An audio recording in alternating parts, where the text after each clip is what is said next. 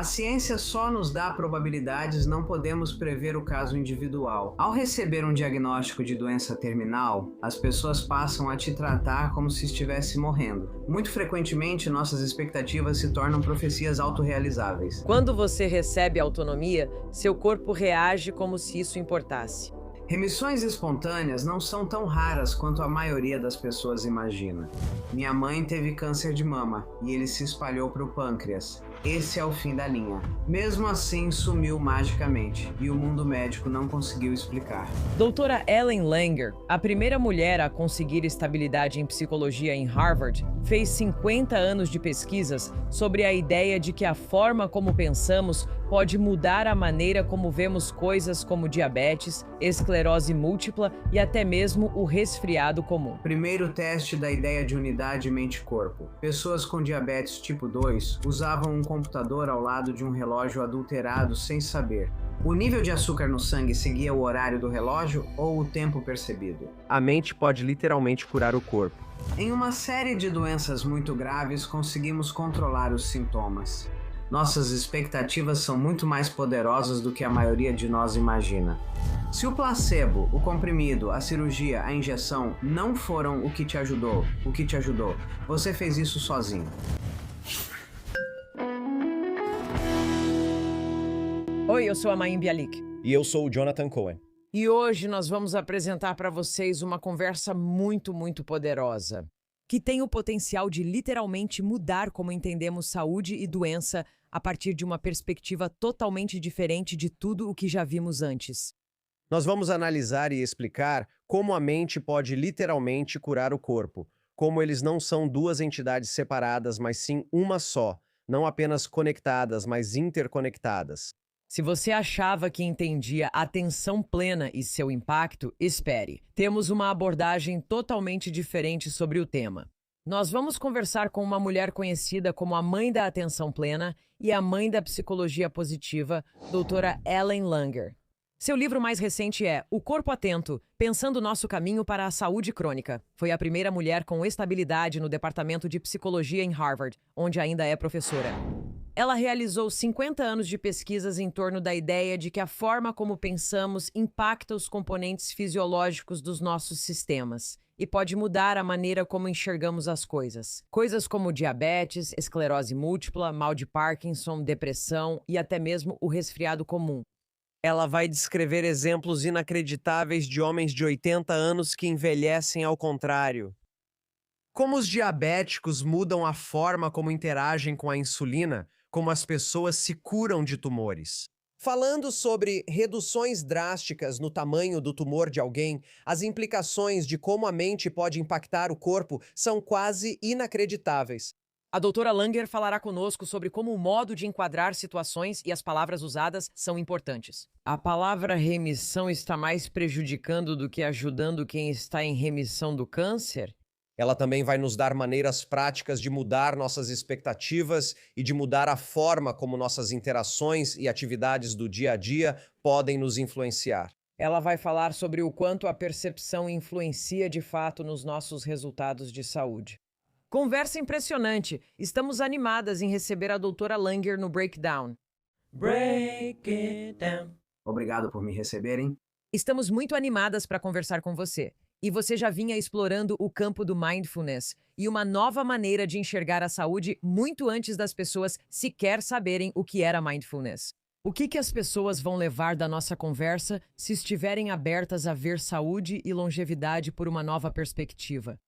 Bem, todo o trabalho que fiz e sobre o qual falaremos em Unidade Mente-Corpo diz: onde você coloca a mente, coloca também o corpo, o que nos dá grande controle sobre saúde e bem-estar.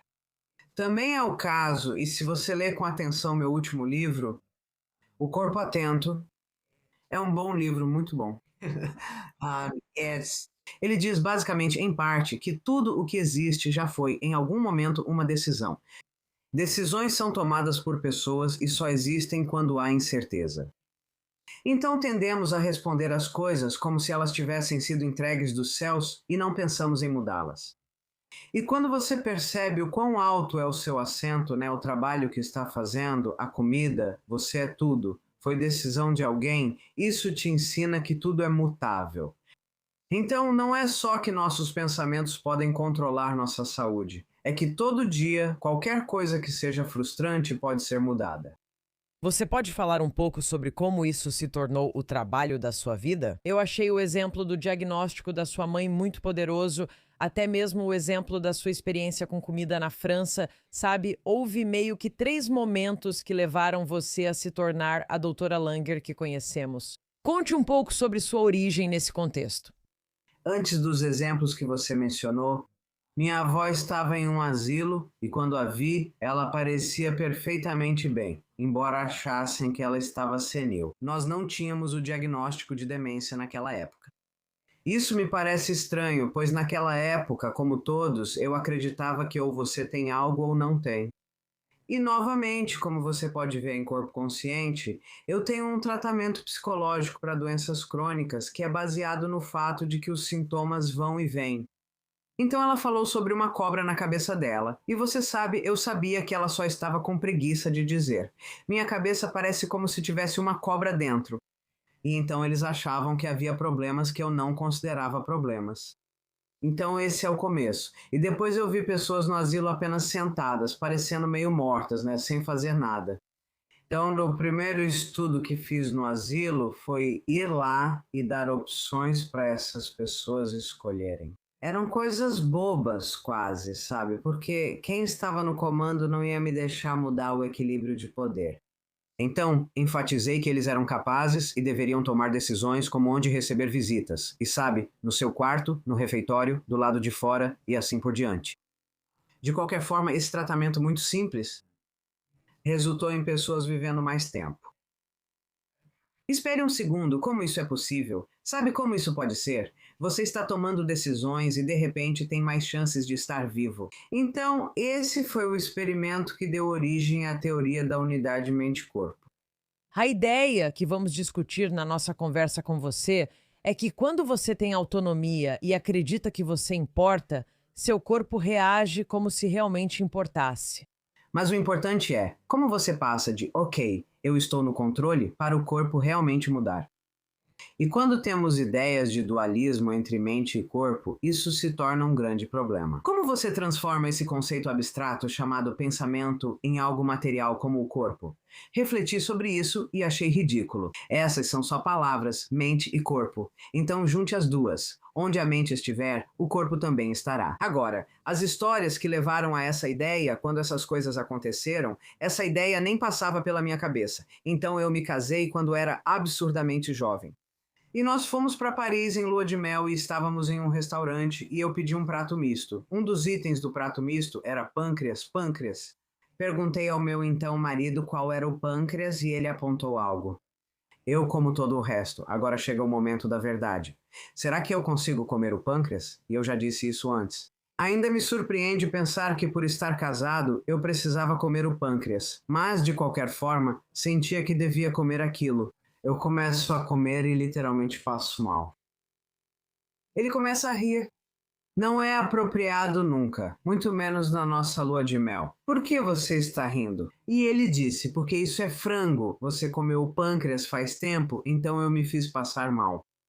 Provavelmente sou a única pessoa que você conhece com 2 histórias marcantes sobre pâncreas. Então agora, avançando no tempo, minha mãe teve câncer de mama e ele metastatizou para o pâncreas. Bem, como a maioria das pessoas sabe, esse é o fim da linha. No entanto, em determinado momento, sumiu magicamente e o mundo médico não conseguia explicar. Assim como eu tinha me deixado doente, ela tinha se curado. E agora eu iria estudar como explicar isso ou entender isso pelas próximas várias décadas. Você também mencionou outra coisa sobre o que aconteceu com sua mãe quando os médicos decidiram que ela tinha câncer. Houve uma forma como ela foi tratada que, na prática, não permitiu o que eventualmente precisava ser a recuperação dela. Quando recebemos um diagnóstico que sugere uma doença terminal, as pessoas te tratam como se você estivesse morrendo, e é muito difícil, diante disso, seguir em frente, sentindo-se forte. E então, para a minha mãe, como eles presumiram que ela iria morrer, não exercitaram os membros dela, e coisas do tipo. E então, quando o câncer finalmente foi embora, ela saiu do hospital de cadeira de rodas porque não tinham exercitado as pernas dela. Então, quero dizer, a parte principal de tudo isso, deixa eu dar um passo atrás para contar algo que coloca todos nós em contexto.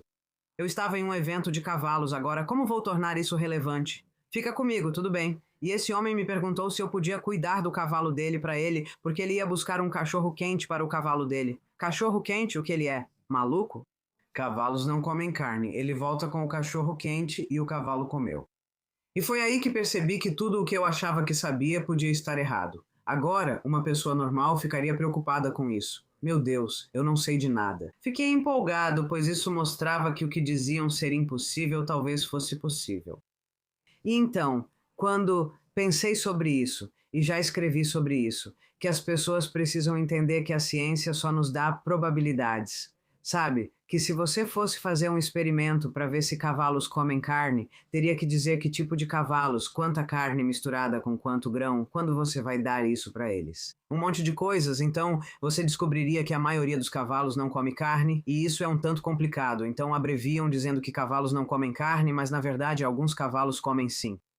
E então, quando entendemos isso, que a ciência basicamente está nos dizendo que provavelmente às vezes pode ser, em vez de é, então não somos tão propensos a simplesmente desistir. Diante dessas expectativas que nos são impostas, sabe de que não podemos prever o caso individual. E no fim das contas, é isso que realmente importa para nós. Sabe, se eu disser que esse procedimento funciona em 90% dos casos, é ótimo. Mas não há como saber se você estará nos 10% ou nos 90%. Acho que muita gente não imaginaria, necessariamente, que uma investigação científica respeitável pudesse ser tão criativa, no sentido de que você precisa ter uma mente tão aberta para abordar essas questões com rigor científico. Sim, sim. Mas sabe, o rigor científico que é imposto ou utilizado em cada estudo de pesquisa deve ser aplaudido, mas não deve ser confundido com a determinação de um fato absoluto. Nós não podemos saber. Agora, o problema é que quando achamos que sabemos, deixamos de prestar atenção. Então, se eu penso que o câncer é um assassino, que estou com câncer, que vou morrer, tanto psicologicamente quanto de maneiras muito reais, eu acabo me afastando do mundo. Não faço coisas saudáveis porque vou morrer de qualquer jeito. Para entender, os médicos, mesmo bem intencionados, provavelmente já pararam com isso, mas até pouco tempo te diziam a probabilidade. Você pergunta quanto tempo tem, eles dizem 3 semanas, mas não sabem. A ideia de que 70% das pessoas com esse quadro têm 3 semanas não significa que você também terá esse tempo. Sabe, é muito diferente. E muitas vezes nossas expectativas acabam se tornando profecias autorrealizáveis, então precisamos ter cuidado com o que esperamos. Agora, sabe, pelos últimos, 4 ou 5 décadas, tenho feito pesquisas sobre atenção plena e da forma como eu estudo, atenção plena não tem nada a ver com meditação. É o simples ato de perceber, mas quando você acha que sabe, você não percebe.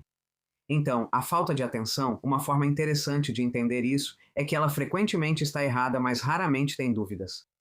Se você já soubesse o que eu diria, por que ouviria? É perceber que mesmo que eu já tenha dito isso 1000 vezes, desta vez pode ser diferente. Certo, então existem 2 maneiras de se tornar consciente enquanto estudo, e isso não tem nada a ver com meditação. Tudo bem também. De baixo para cima é notar ativamente novidades no que você pensa já conhecer. Saia de casa, suponha que more há 10 anos no mesmo lugar. Observe 3 coisas novas por dia e verá como é possível se surpreender. Note 3 coisas novas sobre quem mora com você. Ao chegar em qualquer lugar, como escola ou supermercado, observe também 3 novidades. E você continua percebendo coisas novas sobre aquilo que achava que conhecia e acaba percebendo: uau, eu não conhecia tão bem quanto pensava. E eventualmente você vai fazer isso sem precisar fazer de forma intencional assim. A outra maneira é de cima para baixo, ok? Que é entender que tudo está sempre mudando, tudo parece diferente de diferentes perspectivas. Então a gente não pode saber, ninguém sabe, então você não precisa se sentir mal por não saber. Assim, tudo é completamente novo. De baixo para cima ou de cima para baixo, você percebe: ei, eu não sei nada. E tudo isso. As pesquisas mostraram que isso é literalmente e figurativamente revigorante. Você os torna mais atentos, eles vivem mais. Quando você se diverte, já pensou se robôs também se divertem? Claro que não, né? E quando estamos no piloto automático, não somos diferentes de robôs. E assim, o simples ato de perceber faz bem, é bom para você, é a essência do que acontece quando você está se divertindo, é fácil. E então, quando você pensa nas consequências de simplesmente estar presente e perceber, é difícil encontrar um motivo para não fazer isso. Temos tantos dados que pessoas atentas são vistas como mais atraentes, confiáveis e melhores líderes. O que produzimos é melhor, faz bem para a nossa saúde e beneficia todos os aspectos da vida. E sabe, basicamente você pode querer usar uma regra simples. Se vale a pena fazer, vale a pena estar presente. É verdade que só a ideia de perceber algo já nos atinge com uma certa novidade e que essa novidade nos impulsiona de alguma forma? É difícil de entender quando você pensa no dualismo mente-corpo. Como você passa de estar feliz para envolvido, entende? Mas lembre-se de que estamos falando sobre a unidade mente-corpo. Tudo o que fazemos à mente, necessariamente fazemos ao corpo ao mesmo tempo. Então temos muitos estudos, deixe-me contar sobre alguns deles, só para as pessoas entenderem. O primeiro teste da ideia de unidade mente-corpo foi o que chamamos de estudo counterclockwise. As pessoas talvez conheçam esse estudo por ser famoso, não estou sendo arrogante ao dizer isso. Se você assistir Os Simpsons ou visitar Havana, verá que eles realmente falam disso. Tudo bem. Então, o que fizemos foi adaptar um retiro para 20 anos antes e fizemos com que homens idosos vivessem lá, como se fossem suas versões mais jovens. Então eles iriam falar sobre o passado, como se estivesse acontecendo naquele momento. Por exemplo, eles moraram lá por menos de uma semana. O que descobrimos foi que a visão deles melhorou, a audição melhorou, a memória, a força, e eles pareciam visivelmente mais jovens. O que é bastante convincente. O primeiro dizendo mente e corpo é apenas um. O estudo que fiz com Ali Crumb quando ela estava em Harvard, nós pegamos camareiras e perguntamos para elas: quanto exercício vocês fazem? Surpreendentemente, mesmo passando o dia arrumando camas e limpando quartos de hotéis e motéis, essas mulheres não consideram que estão fazendo exercício. Porque exercício é o que você faz depois do trabalho. Então, como diz o cirurgião geral, depois do trabalho, elas estão cansadas demais agora. Se exercício faz bem para você, então essas mulheres que estão se exercitando o dia todo deveriam ser mais saudáveis do que outras semelhantes que não estão se exercitando, certo? Mas não são. Como isso é possível? Dividimos em 2 grupos simples e ensinamos a um deles que o trabalho é exercício. Arrumar a cama é como usar a máquina na academia, mas não fazemos isso com o outro grupo. Agora, um grupo percebe: estou me exercitando o dia todo. Agora nós fazemos uma série de medições. Os 2 grupos não estão desempenhando de forma diferente, um não está trabalhando mais do que o outro, um não está comendo mais ou menos do que o outro grupo. Tudo é igual até chegarmos às grandes medições. Aquelas mulheres que agora veem seu trabalho como exercício perderam peso. Houve alteração na relação cintura-quadril, IMC e pressão arterial delas. Apenas mudando a maneira de pensar.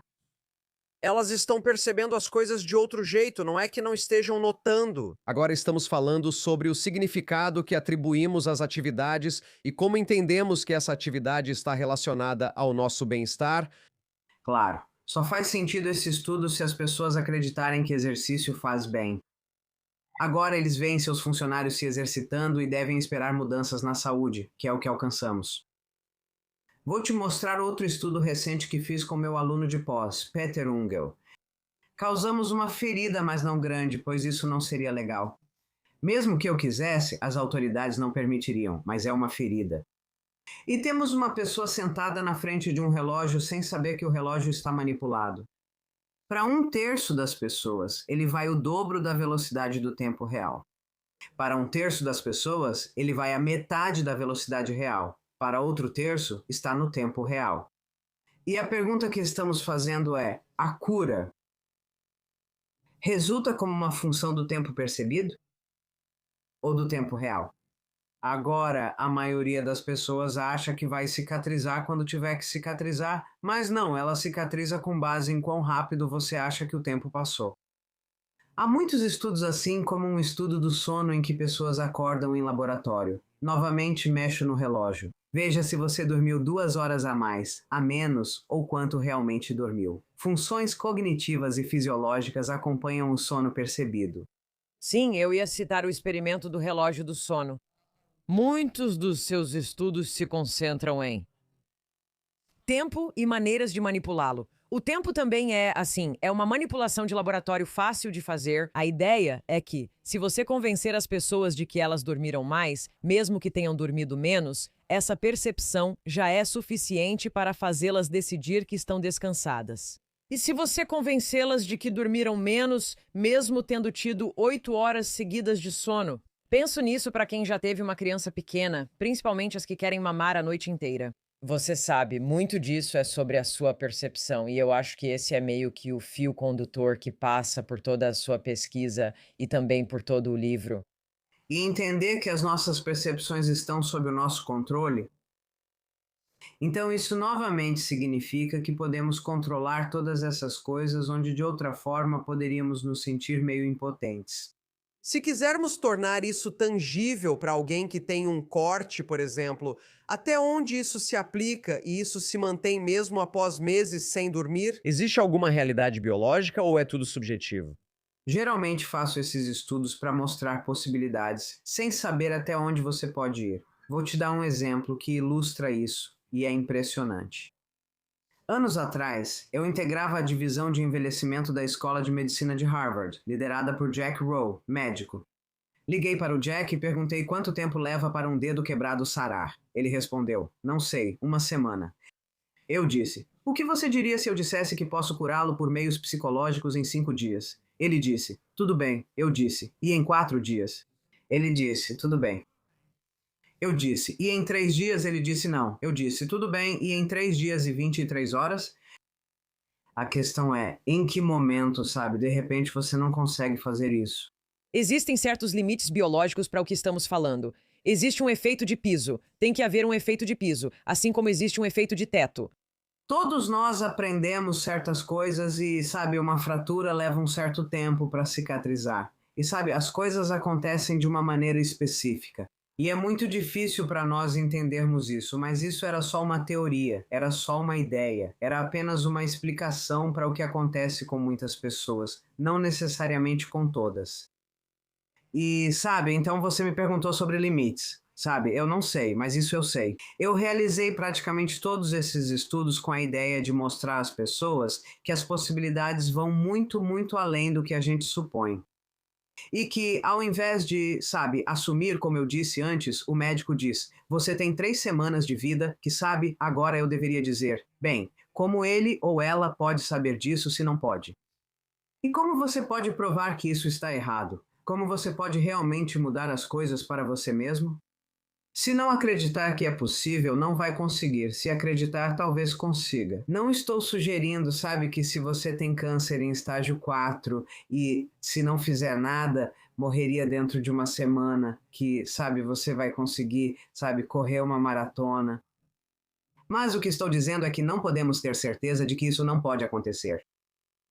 Você não pode provar que algo não pode acontecer quando acredita que pode, que é uma possibilidade. Você se organiza de forma diferente e aproveita mais o que está fazendo. Sabe, muitas pessoas me ligam depois de receberem essas sentenças de morte em relação à saúde e, sabe, eu digo para elas, acho que se me dissessem que eu teria 3 semanas de vida ou 3 meses de vida, eu faria o possível para não perder meu tempo ficando deprimido, eu tentaria viver o máximo que pudesse. E a pesquisa que já mencionei para você sugere isso. Se começarmos a fazer isso, se estivermos realmente vivendo, aproveitando, isso significa que estamos sendo atentos. Isso indica que os neurônios estão ativos e talvez possamos reverter algumas dessas coisas. Remissões espontâneas são muito difíceis de estudar porque você não sabe, certo? Você sabe, alguém recebe um diagnóstico, esperamos que a pessoa piore. Não podemos acompanhar todas essas pessoas e supor que talvez uma delas vá reverter, mas eu acho que as remissões espontâneas não são tão raras quanto a maioria das pessoas imagina. Sabe, não imagine, você vai ao médico e está no hospital e diz, eu não quero morrer no hospital, quero morrer em casa. E aí você vai pra casa e de repente começa a pensar, quer saber? Dane-se isso. Deixa eu quero aquela taça de vinho agora e quero sair da cama se eu ainda tiver forças pra isso. E eu quero, sabe? E digamos que aconteça uma remissão espontânea. Qual a probabilidade de, em vez de simplesmente ir aproveitar a vida, a primeira coisa ser, vou ligar para o médico e dizer que ele estava errado, sabe? Você entende o que eu quero dizer? E você tem todas essas pessoas vivendo em áreas onde não há hospitais, pouquíssimos médicos, então elas nem vão ao médico em primeiro lugar. Então, se o tumor realmente desaparecer, não tem ninguém para saber. Eles não sabiam do tumor inicialmente, então também não saberão quando não tiverem mais. Então é muito difícil saber o quão comum isso é. Mas se a gente assumir que isso é mais comum do que as pessoas pensam agora, as pessoas, sabe, agora acham, 1 em 1 milhão, sabe, 1 em 1 milhão, você não vai se organizar para tornar isso real. Você diz, bom, sabe, talvez seja muito mais provável, e aí toda a sua atitude muda. Muitas doenças resultam basicamente de simplesmente desistir. Isso é poderoso. Eu gostaria de saber se você pode falar um pouco sobre alguns dos estudos sobre diabetes que você realizou. Como você disse de forma tão inteligente, em um ambiente de laboratório, usar um relógio é algo fácil de fazer para voltar no tempo. Mas o que fizemos foi trazer pessoas com diabetes tipo 2 para o experimento e coletamos todos os tipos de medidas. Agora estávamos indo. O motivo é confuso, mas espere um momento e ficará claro. Nós íamos fazer com que eles jogassem jogos de computador e havia um relógio ao lado do computador. Dissemos a eles para mudarem o jogo que estavam jogando a cada 15 minutos, mais ou menos, e isso garantiria que eles olhassem para o relógio. E novamente, o relógio estava manipulado. Para um terço, o tempo passava 2 vezes mais rápido, para outro, metade da velocidade, e para o restante, era o tempo real. E a pergunta que estávamos fazendo era: o nível de açúcar no sangue seguia o tempo do relógio ou o tempo percebido? A essa altura, seus ouvintes já devem saber que é o tempo percebido. Nossas expectativas e crenças são muito mais poderosas do que a maioria de nós imagina, sabe? E, basicamente, o motivo pelo qual continuo participando desses podcasts, continuo escrevendo esses livros, é para despertar as pessoas para isso. Na minha opinião, após décadas nessa pesquisa, notei que a maioria vive no piloto automático quase sempre.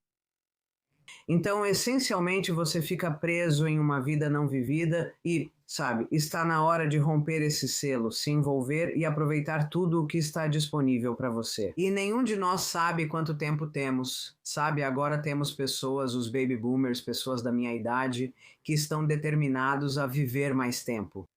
Então eles estão por aí se exercitando, alguns deles odiando isso e tomando todo tipo de remédio e coisas assim, sabe? E por aí vai. E com o objetivo de adicionar mais anos às suas vidas. Minha opinião é que, em vez de tentar adicionar mais anos à sua vida, você deveria adicionar mais vida aos seus anos. E curiosamente, isso provavelmente resultará em uma vida mais longa. Você fala sobre como a crença e a expectativa são importantes para a forma como vivemos. Como as pessoas mudam crenças e expectativas? Sempre que te ensinam que algo é, sabe, deixa um alerta soar, sabe? Como você sabe que é mesmo? Quem disse isso? Às vezes, para alguns, tudo bem, então não devemos aceitar cegamente nem seguir absolutos que ouvimos. Por exemplo, dizem que cavalos não comem carne. Em seguida, para quase todos nós, fazemos tudo o que podemos para conseguir aquela coisa boa, fugimos o mais rápido possível daquela coisa ruim, ignorando o fato de que as coisas por si só não são nem boas nem ruins, é a nossa mente que as torna assim. Se da próxima vez que algo ruim acontecer, você parar e pensar, como isso pode ser algo bom?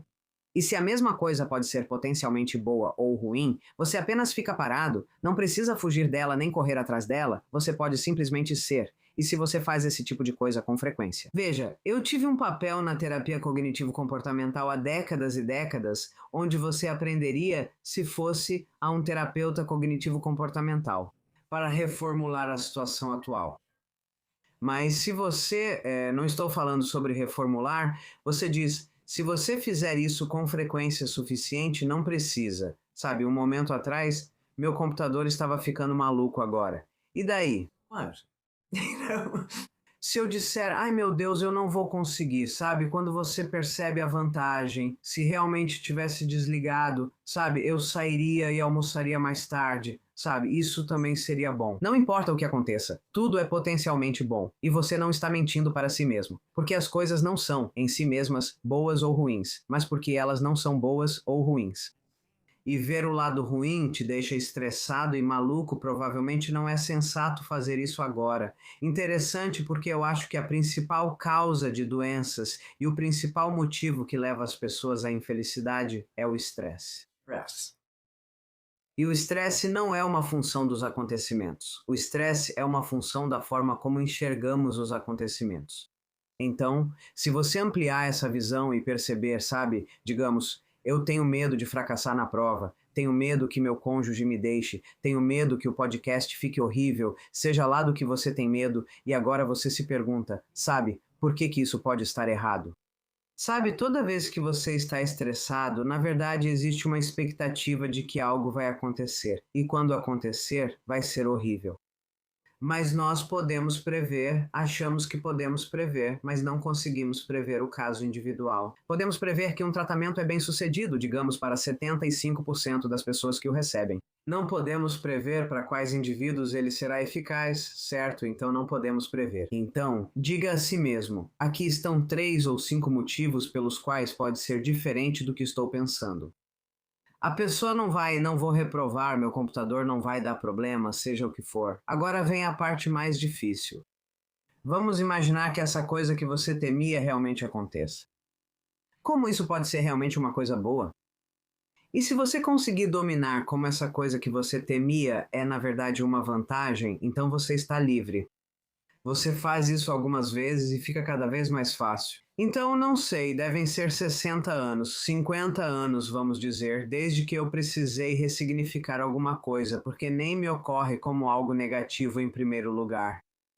Você pode nos dar um exemplo? Pergunto, quer conhecer meu amigo Joe? Ele é bem impulsivo. Por que querer conhecer o Joe? Ou eu te digo, você quer conhecer meu amigo Joe? Ele é muito espontâneo. Sim, eu quero conhecer o Joe. Bem, espontâneo e impulsivo são a mesma coisa, mas te levam a lugares muito diferentes. Na verdade, isso é outra coisa importante para mim. Toda atribuição negativa, toda coisa negativa que dizemos sobre nós mesmos ou sobre outra pessoa, tem uma alternativa igualmente forte, mas com um valor oposto. Em inglês, para cada coisa ruim há uma boa, e vice-versa. Então, da próxima vez que você chamar a si mesmo ou a outra pessoa, deixe-me dar um exemplo. Eu sou tão ingênuo, é inacreditável, eu sou mesmo, de verdade. Também sou impulsivo. Se quiser deixar de ser ingênuo e você me ajudar, diga: Ellen, você foi enganado por 2 psicopatas. Michael, eu sei, é por isso que quero que você... Eu nunca vou mudar. Por quê? Porque daqui para frente eu não vou ser ingênuo. Daqui em diante vou confiar e enquanto valorizar isso nas pessoas, haverá momentos em que serei ingênuo. Eu valorizo ser espontâneo e é por isso que às vezes vou parecer impulsivo. O ponto é, sempre que você pensa, como pude fazer isso? Ou olha como, sabe que monstro você é e você encontra um entendimento positivo de por que aquela pessoa fez isso. Normalmente você nem quer mais mudar essas pessoas, mas se quiser mudar o comportamento de alguém, você precisa mudar o comportamento. Do ponto de vista do ator, você tem que fazer com que eu deixe de valorizar ser espontâneo, deixe de valorizar ser confiante. Mas isso é muito poderoso. E o que acontece é que muda a sua relação consigo mesmo, muda as suas relações com outras pessoas. Tudo isso então faz com que você fique mais consciente e melhore a sua saúde. Quando você fala sobre expectativa e sobre tirar sua expectativa de que algo aconteça. Tipo, bem, o podcast, meu computador desliga. Talvez eu não devesse fazer este podcast, vou almoçar. Não seria assim. Talvez eu não devesse estar fazendo o podcast. Seria assim, bem, já que não posso fazer isso agora, vou fazer outra coisa. Há um elemento de espiritualidade que parece estar embutido em parte desse pensamento. Porque existe uma confiança de que as coisas vão dar certo no geral, tudo bem, ou como deveriam dar. Você atribui algum tipo de relacionamento, confiança ou fé na forma como está descrevendo a mudança das nossas expectativas? Uma vez que você reconhece que nada é, qualquer coisa independente da forma como rotulamos, e que a cultura nos dá esses rótulos, não precisamos aceitá-los, sabe? Então, um exemplo de anos atrás com um estudante, nós mudamos o rótulo de vítima para sobrevivente. Muito diferente, né? Mas é só uma palavra, a nossa linguagem é carregada. Ela nos leva a ter muito mais expectativas do que presumimos. Sabe, quando você é jovem, te dizem antigamente, agora o câncer tem, muitas pessoas sobrevivem, mas antigamente, algumas décadas atrás, não era assim. E então te ensinaram que câncer é mortal, então você é jovem, quem liga câncer é mortal, então você aprende que câncer é mortal. E então, em algum momento, alguém da família, como seu pai, mãe ou você, tem câncer. Nem passa pela sua cabeça questionar isso, assim como foi difícil para você questionar que talvez pudesse se curar instantaneamente. Sabe, a versão inversa disso, eu não tenho certeza do que as pessoas querem dizer quando falam em espiritualidade, mas é difícil para mim imaginar ser espiritualmente sem consciência. Quero dizer, você pode ser inconsciente e alguém pode te chamar de espiritual, mas para você experimentar ser animado, simplesmente espiritual, você precisa estar presente. E a única maneira de estar presente é estar atento, que é encarar o mundo como provável, perceber o controle que temos, a forma como rotulamos as coisas. Não deveríamos rotular as coisas, absolutamente. Sabe que você. Se você aceita um rótulo, e de novo, você é jovem, e você vê, velho, significa perda de memória, decadente, sabe, piorando de tantas formas, então eventualmente você veste esse rótulo. É difícil então dizer, não, eu realmente não quis dizer tudo isso. Tudo o que aprendemos deve ser considerado como uma probabilidade e não como um fato absoluto. E ao olhar para vocês dois, fisicamente, vocês são muito diferentes. Em palestras presenciais, sempre pergunto se há alguém muito alto na plateia. E sempre tem, é impressionante. E sempre tem um homem com pelo menos 1,95 m.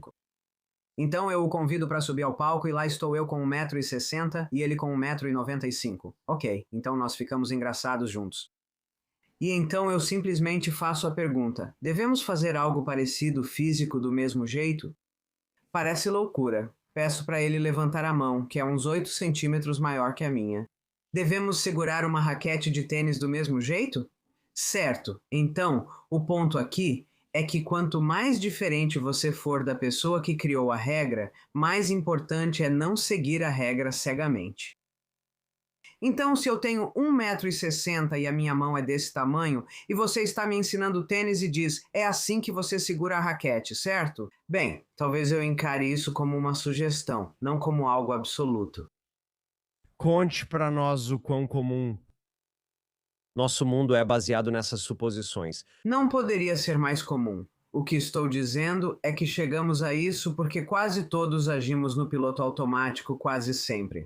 Seus pais te ensinam que é assim que se faz. Nas escolas, você aprende que esse é o jeito certo. E eu uso um exemplo que acho interessante. Eu pergunto, quanto é 1 mais 1? Essa é a certeza que todos têm. Eles dizem 2 e eu digo, mas nem sempre é 2. Primeiro de tudo, se quisermos ser sofisticados, 1 mais 1 é 2, se você estiver usando um sistema numérico de base 10. Se você estiver usando um sistema de base 2, 1 mais 1 é escrito como um 0. Quem liga para sistemas numéricos? Você soma 2 pilhas de roupa e continua com uma pilha. Você junta chiclete com chiclete, 1 mais 1 é 1. Junta uma nuvem com outra, 1 mais 1 é 1. No mundo real, 1 mais 1 não é igual a 2, tão frequentemente quanto é agora. Qual é a diferença? Antes que perguntem quanto é 1 mais 1, você responde 2 e pronto. Ainda pode menosprezar quem faz uma pergunta tão simples. Agora, quando te perguntam, você tem escolha. Quando você está no modo automático, você não tem escolha. Eu poderia dizer 1, eu poderia dizer 2, eu poderia dizer 10. E você presta atenção ao contexto e decide o que vai fazer, e a vida se torna mais envolvente e interessante. Eu gosto desse exemplo porque 2 pessoas juntas podem realizar o que 5 não conseguiriam, se tiverem a dinâmica certa. Mas fale pra gente sobre óculos. Esse exemplo me chamou a atenção porque eu tenho uma relação pessoal com óculos. Eu comecei a usar óculos muito jovem, mas nunca acreditei muito nisso. Eu preciso de óculos o tempo todo, e todos nós vivemos sob a ilusão dos óculos. As pessoas presumem com quase tudo que elas buscam estabilidade. Se você vai ao médico e faz o teste de visão tradicional. Este é um quadro com todas as letras diminuindo de tamanho. E o que você vê nesses quadros? As letras estão fora de contexto, não fazem sentido, o que é bem diferente de se fizessem sentido. Elas estão em preto e branco, não em cores. Eu não sei você, mas se eu estou com fome, eu consigo ver aquela placa de restaurante, sabe, de muito mais longe. Então, nossas motivações e nossas habilidades mudam ao longo do dia. Mas o mundo médico não pode nos avaliar a cada hora de cada dia. Então, o que fazemos é receber um número e mantê-lo constante. Bem, deixa eu te contar uma história que levou a isso, sabe? Eu costumava usar uma lente de contato em um olho, então eu conseguia enxergar de perto, sabe? Ler com um olho e ver de longe com o outro. E um dia eu volto do trabalho, estou me preparando para dormir e vou tirar a lente do meu olho. Não consigo tirar, estou me matando de tentar. Percebi que na verdade nunca coloquei a lente. E aí a próxima coisa que percebi foi que eu fiquei bem o dia todo, sabe? E nunca mais usei lentes de contato. Certo? Então qual é o ponto? O ponto é que se permitirmos, nossa visão vai variar. Ela vai variar dependendo de quanto dormimos, da hora do dia. Sabe, se você perceber que não está enxergando bem e disser que são 3 horas da tarde, bem, talvez você só precise de uma barra de energia, que a gente costumava chamar de barra de chocolate, mas agora você pode comer sem culpa porque é uma barra de energia. Ou talvez só precise de uma soneca ou algo assim. Você tem opções que não teria se assumisse que é porque há algo errado com a sua visão. Então, o ponto é, se você vai ao médico e descobre que precisa de óculos, aí é como o laxante. Você usa os óculos todo dia, o dia inteiro. Você está acostumando seus olhos a não ver. Agora, lembre-se, no estudo counterclockwise, bem, eram homens idosos, e nesse período de menos de uma semana, a visão deles melhorou, sabe? Então, o que eu sugiro, e há muitos estudos em que fazemos isso que eu menciono no livro, esse tipo de tratamento psicológico para doenças crônicas é o que eu chamo de atenção à variabilidade dos sintomas. O que quer que tenhamos não permanece constante, qualquer dor ou incômodo, sabe? Eles variam, a variabilidade pode ser pequena, mas ainda assim varia.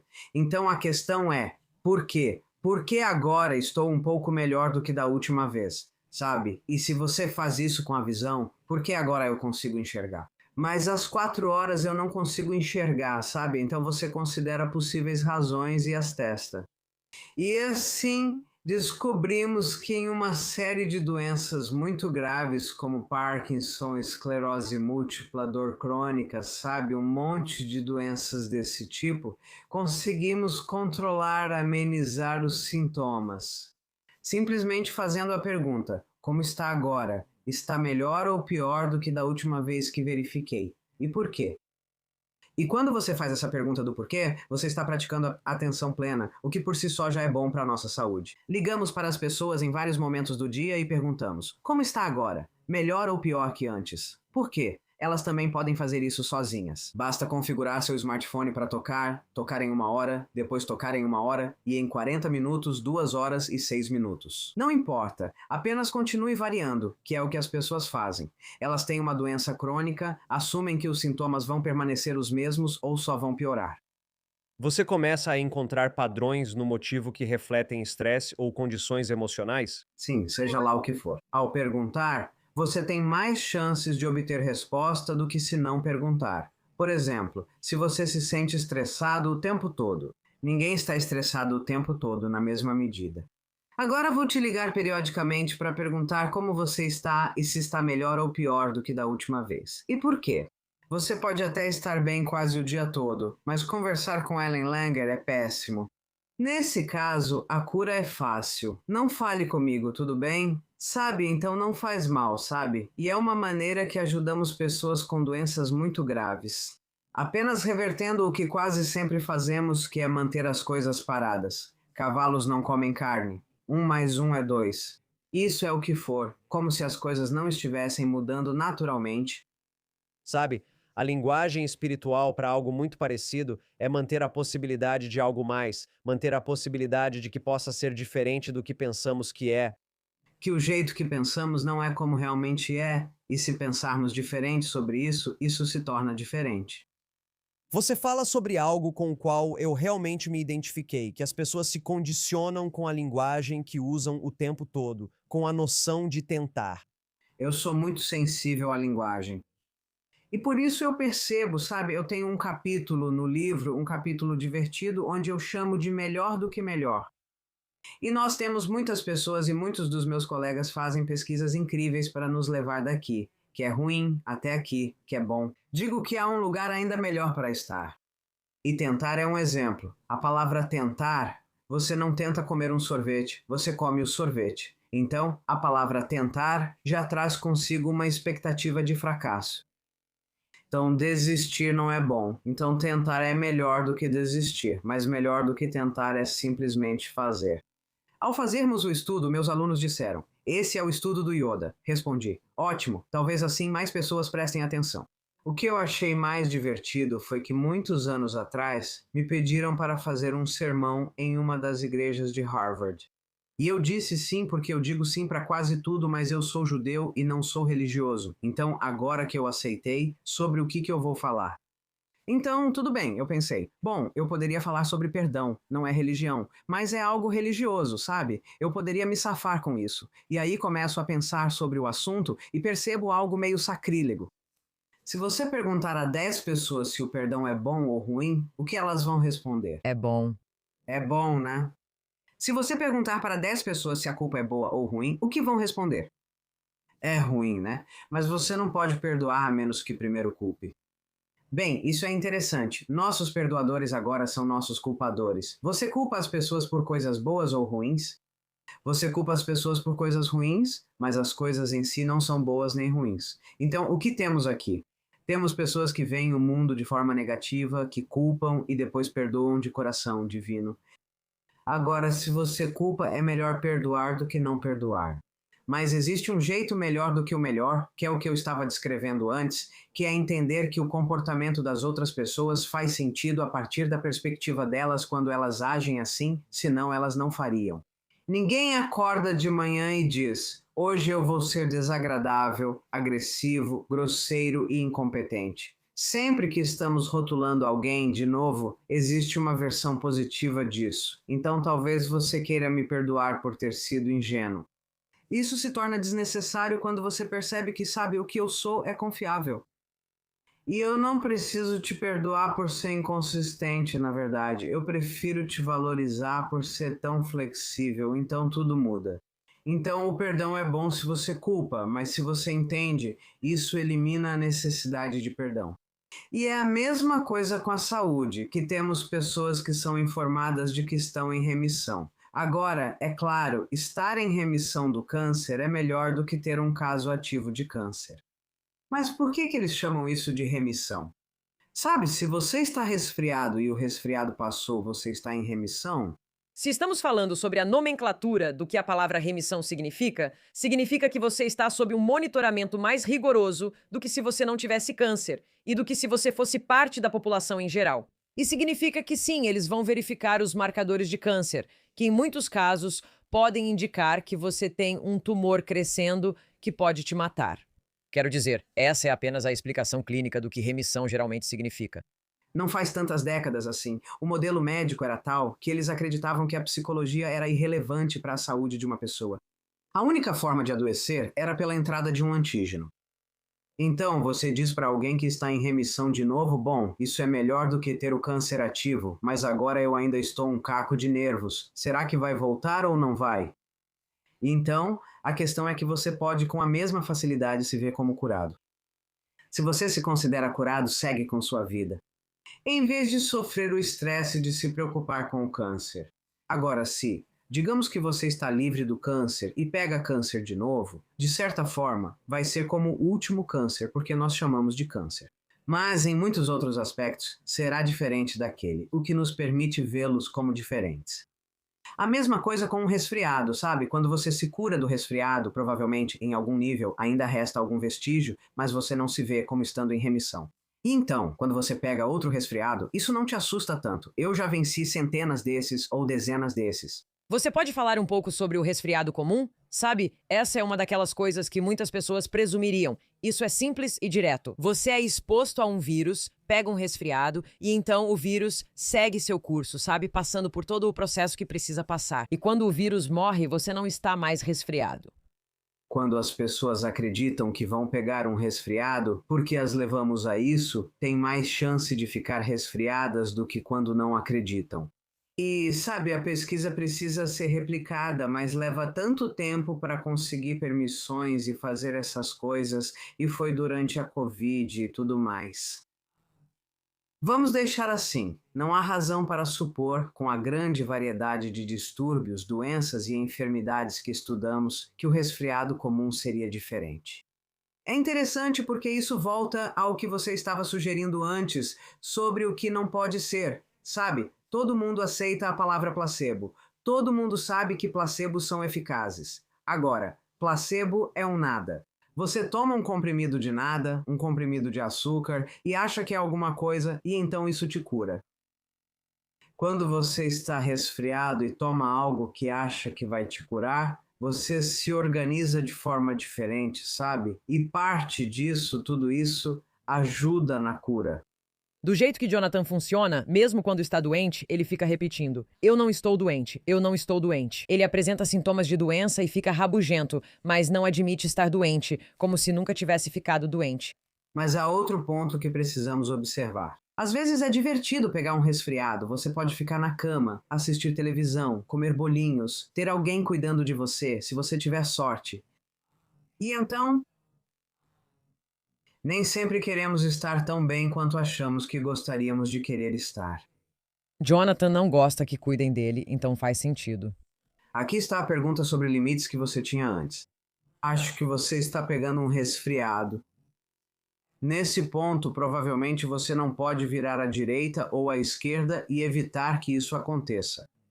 Quando já está totalmente desenvolvido, é mais difícil fazer isso porque todos nós temos uma imagem muito forte de como isso deveria ser. Nossa garganta pode doer, vamos tossir e o nariz entupir por alguns dias, entre outros sintomas.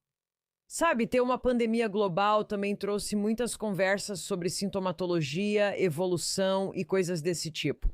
E sabe, para muitas pessoas, especialmente aquelas que não apoiavam, digamos, as vacinas ou o calendário de vacinação neste país em particular, muitas pessoas diziam: eu peguei e estou bem, mas houve muitas pessoas que pegaram e não ficaram bem. E toda essa conversa sobre condições pré-existentes surgiu e é interessante. Eu fui muito afetada pela Covid, muito mesmo. E eu sou uma pessoa que, em geral, quero dizer, eu lido com muitas questões médicas. Eu tenho 2 filhos, um dos quais é muito parecido comigo fisiologicamente. Ele também foi muito afetado e nós tivemos praticamente o mesmo quadro. Meu outro filho, mais parecido com o pai, dizia: para de perguntar, estou bem, me deixa viver minha vida. Acho que também há muito a se conversar sobre isso. E eu acho que a Covid, em muitos casos, fez muita gente achar que era autoridade em saúde médica. Frequentemente, até o governo admitiu que não eram exatamente as autoridades. Não. E quanto a quem vai ser atingido por isso ou não, sabe? Existem tantas explicações possíveis. Mas eu realmente acho que se pegássemos essas pessoas, dividíssemos aleatoriamente em 2 grupos, ensinássemos um deles a ser atento e eles fossem atentos da maneira que eu descrevi, eles seriam menos vulneráveis. Você pode falar um pouco mais sobre placebo? Porque você cita alguns dos casos mais incríveis do que significa aplicar o placebo. Os experimentos de cirurgia falsa relacionados à substituição de joelho são uma categoria, mas você pode falar tanto sobre os experimentos de cirurgia falsa no joelho, quanto sobre o experimento de perfurar um buraco na cabeça para tratar Parkinson? Eles se destacam por motivos que o leitor comum não perceberia. O que mais me impressiona é terem permitido que fizessem isso. Se você soubesse como é difícil conseguir permissão até para aplicar um questionário. Mas então, o que acontece? No estudo sobre Parkinson, as pessoas têm Parkinson, vão passar por uma cirurgia, e um grupo realmente faz a cirurgia, outro grupo não faz a cirurgia, e ainda outro grupo recebe uma cirurgia falsa. Onde eles realmente perfuram, A cirurgia deve ajudar nos sintomas deles, certo? Ah, então é por isso que vai operar, nossas expectativas são diferentes. Sem a cirurgia, eles não deveriam esperar melhorar. Com a cirurgia deveriam, mas uma dessas cirurgias é um procedimento falso. Eles realmente perfuram sua cabeça, então isso tem que ser real, certo? Porque é algo sério. Essa cirurgia resultou, eu acho, em pessoas melhorando por pelo menos 2 anos. E os 2 anos foi só porque essa foi a última vez que conseguiram, sabe, acompanhar as pessoas. Agora, sabe agora quando você é interessante? Porque se você toma um placebo, se você melhora com o placebo, e aí alguém te diz que era só um placebo, você tem uma de duas reações diferentes. A pessoa pensa: meu Deus, acho que não melhorei de verdade. Então volta ao problema anterior. Ou se alguém te ajuda, se você não consegue perceber sozinho, a ver, olha, sabe, se o placebo, se o comprimido, a cirurgia, a injeção não foram o que te ajudou foi você mesmo. E perceber que todos nós somos capazes de nos dar um cuidado com a saúde muito melhor do que imaginamos. Já ouvi muitas pessoas dizerem que evitam cirurgia no joelho por causa desse experimento falso. E o experimento da cirurgia no joelho foi que eles literalmente realizaram uma cirurgia falsa no joelho e as pessoas se recuperaram. Acho que foi estatisticamente relevante que eles se recuperaram na mesma proporção das pessoas que fizeram substituição total do joelho. Todo diagnóstico é apenas uma probabilidade. Não há como ter certeza de que você não está. Então, você tem um certo número de pessoas que vão melhorar sozinhas, temos um certo número de pessoas que, seja lá o que for que elas tenham, elas só têm uma versão leve disso, sabe? O seu COVID, a versão grave comparado com a versão leve que muitas outras pessoas têm. Nós falamos sobre isso também com o HIV, sobre as distinções do que determina o status legítimo de HIV positivo, especialmente quando estamos falando de bebês e regras de adoção entre países. Um país pode dizer: este bebê não pode ser adotado por ser HIV positivo. Outro pode afirmar: nem classificaríamos essa criança como HIV positiva.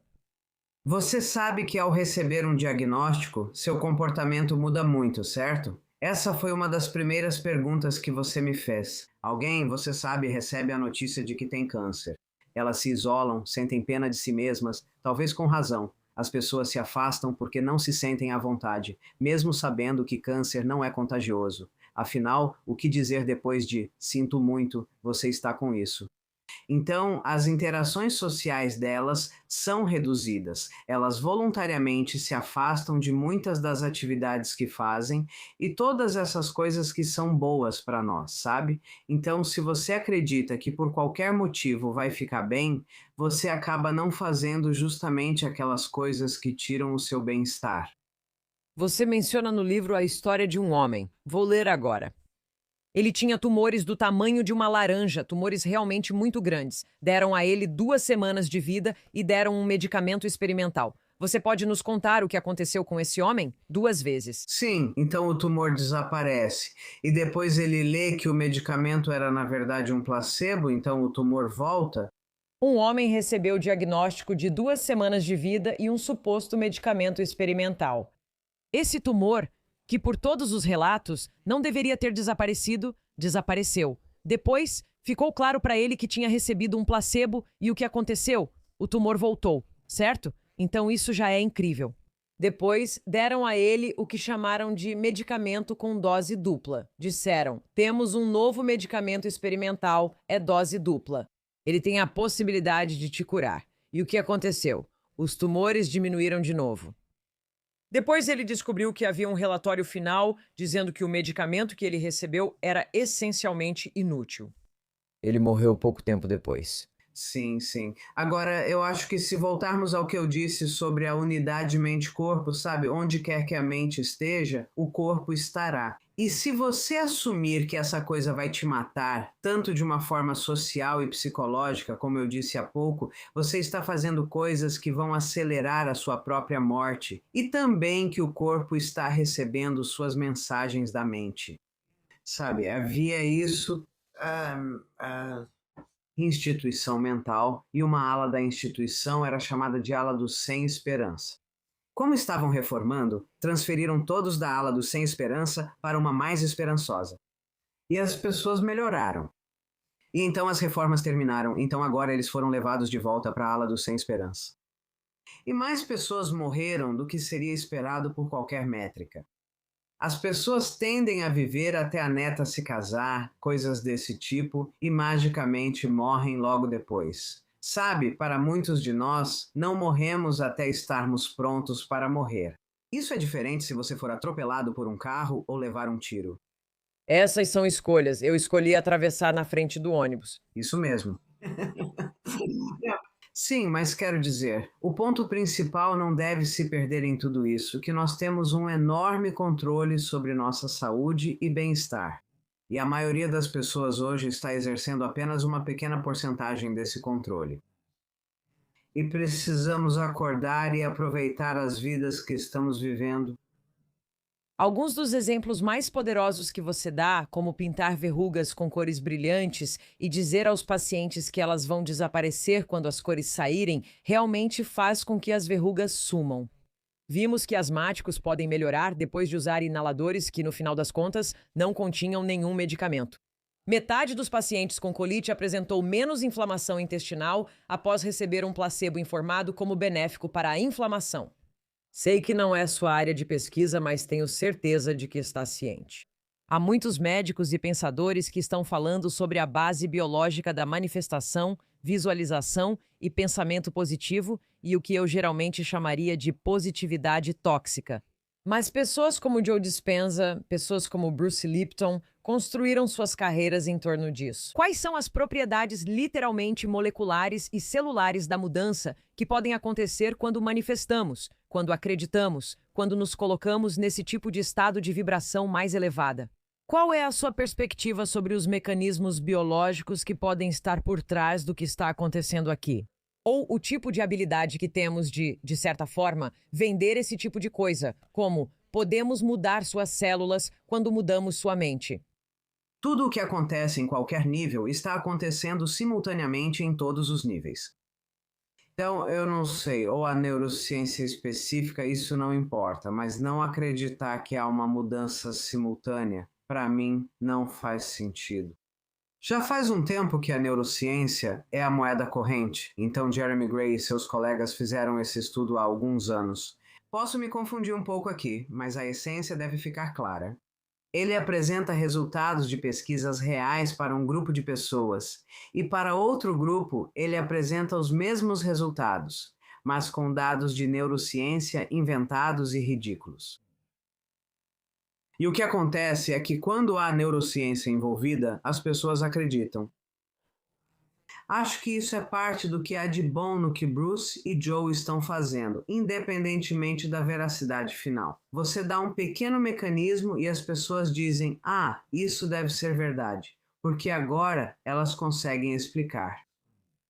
Porque as pessoas precisam ser convencidas fora do que lhes foi ensinado anteriormente, é a única maneira de ser. Elas precisam, é como se fosse uma pequena... Elas precisam de uma explicação. Elas acham que precisam. Agora mesmo estamos conversando eu em Massachusetts. Onde você está? Califórnia? Los Angeles. Califórnia. Como conseguimos falar e nos ver? Eu não faço a menor ideia, e aposto que se você começar a falar comigo sobre, sabe, tecnologia, no fim das contas você também não entende de verdade. Mas a gente simplesmente aceita, e as pessoas aceitam isso. Placebos funcionam sem a menor ideia. Como o placebo funciona? Mas você ouve tantas vezes placebo, placebo, sabe, em algum momento você aceita isso como real. Então, o que as pessoas estão dispostas a aceitar ou não aceitar não está, na minha opinião, muito ligado à prova científica. Você pode falar sobre a cor dos medicamentos? Isso me surpreendeu muito. Antidepressivos são de cor amarela, porque amarelo é calmante. Antiácidos são brancos. Sabe, as cores significam algo, e existe um livro onde eles falam sobre a cor do futebol americano. Então, você é o time visitante. E as paredes onde os membros do time vão se preparar para o jogo são pintadas de rosa.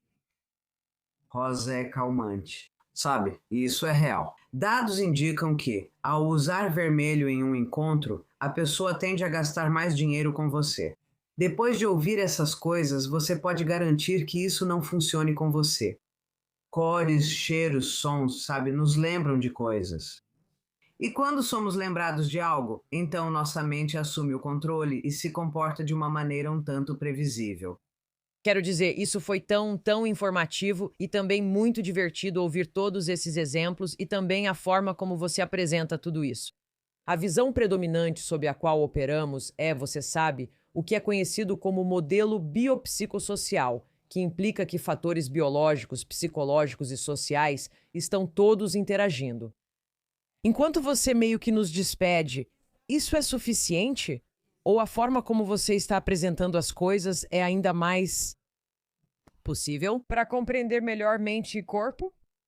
Tenho falado sobre a unidade mente-corpo desde 1979 e já pensava sobre isso antes disso. Mas em 1979, quando fiz o estudo counterclockwise, é bom sentir que, sabe, a gente teve algum efeito. E então o dualismo mente-corpo virou conexão mente-corpo, mas a conexão mente-corpo ainda não responde ao problema, que é como você vai da mente para o corpo. Isso é algo que é tudo ou nada, sabe? Essa conexão mente-corpo não é diferente, na minha opinião, do dualismo mente-corpo. Precisamos, ao menos heuristicamente, vê-los como um só e ver até onde conseguimos levar isso. Isso permite responder a muitas das boas perguntas que você fez. Eu não sei quais são os limites de tudo isso, sabe? Eu posso facilmente criar uma situação em que uma pessoa terá menos probabilidade de ficar cansada com muito pouco sono. Isso quer dizer que podem viver sempre sem dormir? Agradecemos sua presença e recomendamos o livro O Corpo Consciente, Pensando Nosso Caminho para a Saúde Crônica. Soube de você pelo meu ex-marido e agradeço por ele ter me contado tudo. Somos gratas por finalmente conversar com você. Mulheres como eu se apoiam em mulheres como você. Então, muito obrigada por todo o seu trabalho pioneiro. Foi realmente um prazer. Obrigado por me receberem e tornarem isso divertido. Ela tem um jeito de falar que é muito parecido com o que é tentar falar em qualquer refeição que minha família já teve. Então, tipo, eu entendo, mas acho que muito do que eu tenho um problema, e é um problema com P minúsculo com a doutora Langer, é que muito disso é semântico, e esse é exatamente o ponto dela. Então, pra mim, as palavras espontânea e impulsiva, na verdade, não são a mesma palavra. Ah, você gosta de definir palavras. Não significam o mesmo. Porque impulsivo tem uma conotação pejorativa, e isso acontece porque nós, como humanos, criamos palavras. Uma delas é espontânea e aceita qualquer coisa. Impulsiva significa que você não pensa nas consequências do que acontece depois de agir, e às vezes essas ações têm consequências negativas que você não considerou. É isso que é impulsividade, e podemos medi-la com a neurociência. Então existe uma diferença entre essas coisas. Mas eu adoro essa ideia, e na verdade é algo que você encontra em muitos grupos de 12 passos, encontrar a qualidade que está escondida em um defeito, certo? Quando você olha para alguém, especialmente em dificuldades no relacionamento, isso é muito recomendado. Tudo em que você foca tende a crescer. Focar no negativo o fortalece, assim como focar no positivo o torna mais forte. Me identifico totalmente com esse tipo de ideia. Você disse implicações ou impactos negativos depois que você faz algo. O que a pessoa impulsiva não considera são os impactos potenciais antes de fazer alguma coisa. Você só inverteu. Queria ajudar a esclarecer. No entanto, na espontaneidade, muitas vezes, se você é realmente espontâneo, pode haver um pouco de sobreposição com a impulsividade. Sim, é a linha entre a loucura e a criatividade. Você adora viver aí. Eu adorei o que a Ana falou sobre perceber 3 coisas novas sobre alguém com quem você pode morar ou ter um relacionamento. Isso é muito legal. Todos nós somos assim. Conheço essa pessoa, sei o que ela faz. Quando ela começa a falar, já imagino o que vai dizer. Então, por que devo ouvi-la? Bem, eu também estava pensando, tipo, isso faz parte da definição de amor? É descobrir coisas novas sobre o seu parceiro, especialmente com o passar do tempo, né? Quando você pensa nisso, especialmente estando com alguém por muito tempo, e você começa a ver essa pessoa envelhecendo, começa a perceber novas partes dela, ou novas rugas ou coisas novas. Tipo, será que você consegue encontrar beleza, né, nessas coisas novas que você percebe, especialmente quando está com alguém tempo suficiente para essas coisas começarem a mudar? O que é o amor, se não a aplicação da atenção? O que é o amor se não uma emoção de segunda mão? Pensei em duas coisas que ficaram comigo durante este episódio, quando ela falou sobre a ideia de perceber e a necessidade de perceber continuamente. Perceba 3 coisas quando sair. Perceba 3 coisas no supermercado. Será que os dispositivos que carregamos nas mãos estão destruindo nossa capacidade de perceber? Não é só que estou gastando meu tempo no dispositivo, então não estou olhando ao redor. Mas o fato de que sou recompensado ao mexer no celular e receber essa novidade reduz meu interesse em buscar novidade em outros lugares, me programando para pensar sobre o que é o mundo e então levo essas expectativas para a minha vida real. Isso é muito, muito perspicaz, sabe? Ela, na verdade, criou uma escala que se chama, acho que, escala de atenção plena de Langer. Sabe, eu estava lendo algumas das características e, em muitos casos, eu não me encaixo na categoria de pessoas atentas. Porque você balançou a cabeça com tanta certeza, como se isso estivesse na sua alma. Quando nasci, já sabia disso antes de te conhecer. Mas não, uma das coisas é tipo, você está aberta a novas ideias e criatividade? Tipo, não. Você gosta de saber como as coisas funcionam e você quer um nível de certeza de que isso leva àquilo. Quero dizer, essa é outra coisa, tipo, pra fazer certas coisas na vida, alguém tem que alimentar as crianças, colocar gasolina no carro e, tipo, colocar a sua roupa íntima, sabe? Tipo, Você não quer isso. O que ela descreve é uma mentalidade infantil, onde se questiona tudo, mesmo o que não deveria. Às vezes penso, se eu não colocar gasolina, o carro ainda anda? Tem coisas que já sabemos. é isso que eu queria dizer sobre efeito de base. Existe o chamado efeito de base para algumas coisas. Ou seja, sabe, se eu cortar minha mão, as células da epiderme, sim, eu poderia ser a pessoa que, tipo, Se cura magicamente? É. e simplesmente se fecha magicamente. Mas, de modo geral, existe um limite mínimo para quanto tempo um osso leva para não ter mais uma fratura na estrutura de cálcio. Sabe o que quero dizer? Não é só isso. Estávamos conversando com um rapaz de 21 anos que quebrou a clavícula, e ele disse: "Eu me curei como um diabético de meia idade. Por algum motivo, esse osso não se consolidou direito. E eu fico pensando, quais são os fatores que fariam uma pessoa saudável e cheia de vida se recuperar? Também pode ter sido uma avaliação errada. Talvez tenham olhado o exame errado. E agora você tem esse garoto de 21 anos que pensa: meus ossos não cicatrizam. E talvez eu não devesse fazer isso, porque e se eu quebrar isso? E se eu quebrar isso? O que eu faço? Penso nisso sobre o trabalho de parto e nascimento, o quanto isso surge. Após o nascimento do meu primeiro filho, uma obstetra me disse: seu corpo provavelmente simplesmente não sabe entrar em trabalho de parto. Algumas mulheres, o corpo delas simplesmente não sabe entrar em trabalho de parto. E eu fico pensando, isso nem faz sentido. O quê? Tipo, sou aquela que morreria na selva por não conseguir dar à luz? E o bebê? Como fica? Isso não faz sentido.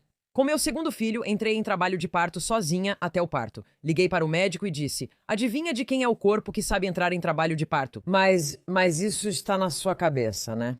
Isso fica na sua mente e vira a história que você conta e muitas mulheres ouvem. Essa será a sua história, até mesmo com hormônios. Também tem algo, embora possa haver um limite, tipo, provavelmente você não vai ter uma cura espontânea. Embora o que me levou ao trabalho com energia tenha sido uma cura espontânea de queimadura nos meus dedos, que foi uma experiência maluca. Você também pode mudar, tipo, essa cicatriz vai deixar marca, ela vai cicatrizar em 3 dias ou em 7 dias, vai demorar para sumir. E eu não sei se eu diria que você pode mudar isso. Você pode influenciar isso. Vamos seguir no Substack, pois há muito a discutir nesse encerramento. A segunda coisa que me ocorreu enquanto ela falava, e eu acho que você não vai gostar disso, mas isso tem implicações não só para o grupo que eu vou mencionar, mas para todo mundo que recebe um diagnóstico.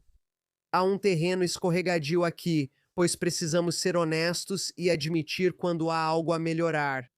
Mas, ao mesmo tempo, quando nos rotulamos, não tem como sair desse rótulo.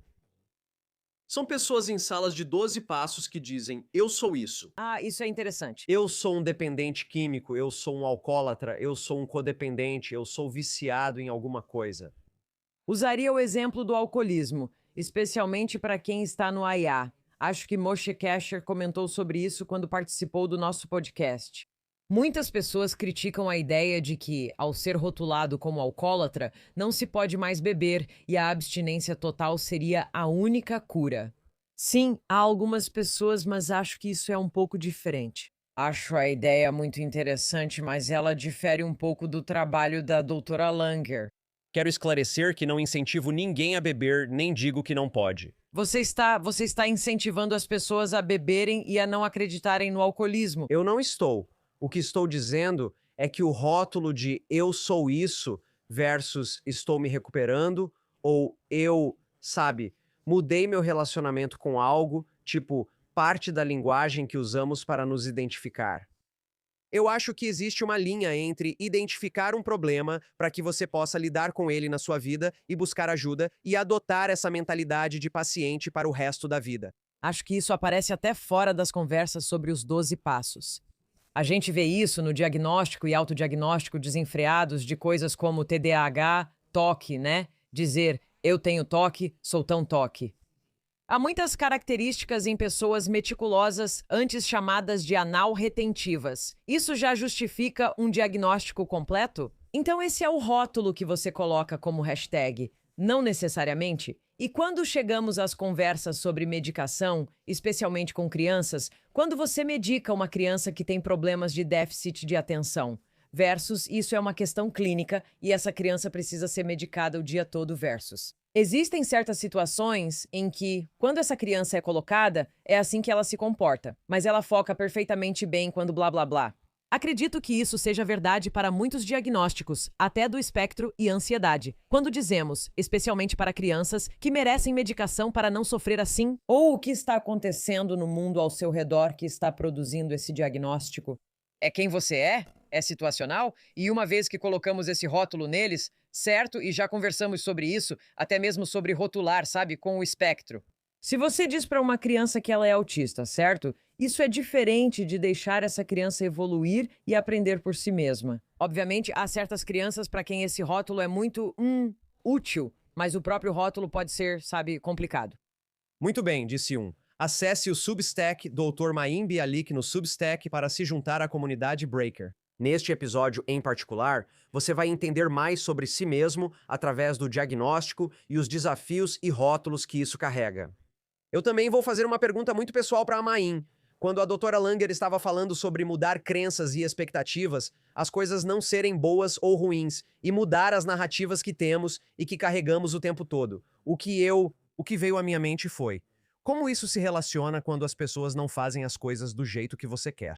Como isso se aplica quando você está em uma situação que não gosta e acha que deveria ser diferente? Como isso se relaciona ao fato de quase todo pensamento ter uma expectativa associada que nos impacta fisiologicamente? Vamos fazer uma imersão profunda nas narrativas que carregamos e como podemos realmente começar a nos libertar. Para ver as coisas de forma diferente e sentir de forma diferente, Maim Bialik no Substack. Do nosso colapso ao que esperamos que você nunca tenha. Até a próxima.